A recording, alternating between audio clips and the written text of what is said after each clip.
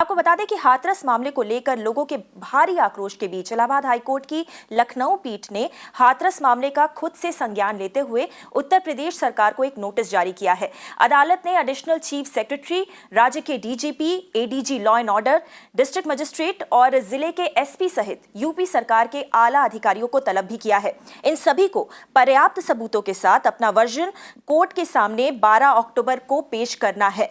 पीड़िता के परिवार को भी उसी तारीख को कोर्ट के सामने पेश होने के लिए कहा गया है ताकि आधी रात को हुए उस अंतिम संस्कार का सच सामने आ सके जिसने पूरे देश को हिलाकर रख दिया। कोर्ट ने माना कि यह गंभीर मामला है क्योंकि इसमें राज्य के अधिकारियों और पुलिस के अमानवीय व क्रूर रवैये को उजागर किया गया है, जिसके चलते न केवल पीड़िता बल्कि उसके परिवार के मौलिक मानवाधिकारों का उल्लंघन हुआ है। इसके साथ ही आपको बता दें कि कोर्ट ने कहा है कि राजनीतिक कारणों के लिए अधिकारों का उल्लंघन नहीं किया जा सकता।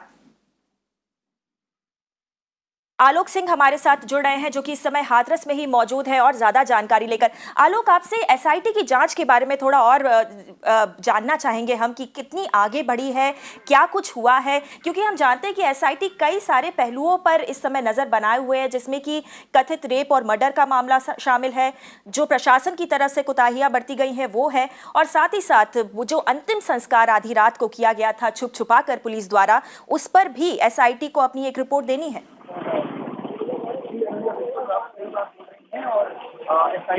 आप सही बात बोल रही हैं। और एसआईटी जो कि बनाई गई थी 3 सदस्यीय लोगों के दल से, वो एसआईटी अभी मामले की जांच कर रही है। और अगर हम कहें तो सबसे बड़ा सवाल यही है कि एसआईटी को क्या क्या चीज़ें इकट्ठी करके देनी है। जो एक सबसे बड़ी चीज़ है वो एसआईटी को ये देनी है कि इन्वेस्टिगेशन जो हुआ वो किस तरीके से हुआ। जो सबसे पहला जो लैप्सेस था वो क्या था पुलिस का, क्यों इन्वेस्टिगेशन तरीके से नहीं हुआ, क्यों एक एसएचओ को सस्पेंड करना पड़ा, एक ये है। दूसरा जो मर्डर हुआ और साथ ही साथ रेप हुआ या नहीं हुआ, जो एलिगेशंस हैं वो सारी चीज़ को इन्वेस्टिगेट करना है। और तीसरा जो क्रिमेशन किया गया बिना बताए हुए परिवार को, ये 3 चीज़ों को करना है। तो अभी फ़िलहाल एसआईटी की टीम 2 बारी परिवार से मिल चुकी है। कल 8 घंटे की तफ्तीश किया एसआईटी ने। जी, हम आलोक से वापस जुड़ने की कोशिश करेंगे, मगर जैसा कि बता रहे थे कि आलोक, एसआईटी अपनी जो जांच है उसको आगे बढ़ा रही है। पीड़िता के परिवार से एसआईटी के जो मेंबर्स हैं वो मिल रहे हैं, मगर सवाल बड़ा यही खड़ा होता है कि आखिर इन सब के बीच मीडिया को आखिर क्यों ब्लॉक करके रखा गया है। आपको बता दें कि इस पूरे मामले में जितनी भी लापरवाहियां सामने आई हैं उनमें सभी पर यूपी पुलिस और प्रशासन द्वारा कई सारे एक्सक्यूजेस दिए गए हैं। बहुत सारी ऐसी बातें बोली गई हैं जिससे कि वो अपने कदम को सही ठहरा सकें। सबसे पहला एक्सक्यूज आपको बता देते हैं। जब पुलिस से पूछा गया कि आखिर आधी रात को छुप छुपाकर उस लड़की के अंतिम संस्कार की क्या जरूरत थी, जब उसका परिवार भी वहां पर मौजूद नहीं था, बाकी लोग विरोध भी कर रहे थे, तो आखिर उसके शव को घर पर क्यों नहीं ले जाया गया, तो उस पर यूपी पुलिस का कहना है कि ऐसा इसलिए किया गया ताकि कमोशन ना हो, यानी कि ज्यादा भीड़ ना हो, कोई विरोध प्रदर्शन ना हो, इसलिए आधी रात को चुप छुपाकर बिना परिवार की मौजूदगी के उस लड़की को अंतिम संस्कार कर दिया गया। दूसरा बड़ा सवाल जो कि पुलिस को पूछा गया वो ये है कि आखिर मीडिया को हाथरस के उस गांव में जाने से क्यों रोका गया है, आखिर इस तरीके की मीडिया बंदी क्यों लगाई गई है।